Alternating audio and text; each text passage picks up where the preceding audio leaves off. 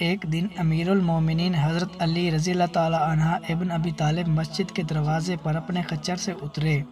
آپ رضی اللہ تعالیٰ عنہ نے اپنا خچر حفاظت کے خیال سے ایک شخص کے حوالے کیا اور مسجد میں تشریف لے گئے۔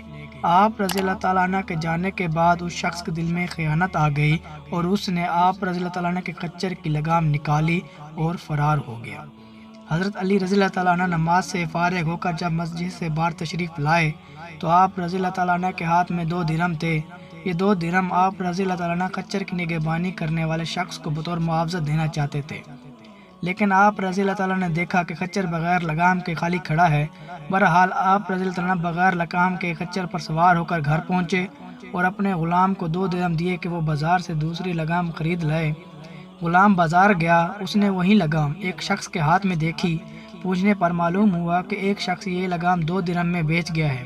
واپس آ کر غلام نے یہ بات حضرت علی کے گوش گزار کی تو آپ نے فرمایا، بندہ بعض اوقات خود صبر نہ کرے اور عجلت سے کام لینے کی وجہ سے رزق حلال کو اپنے اوپر حرام کر لیتا ہے، حالانکہ جو کچھ اللہ رب العزت نے اس کی قسمت میں لکھا ہوتا ہے اس سے زیادہ نہیں۔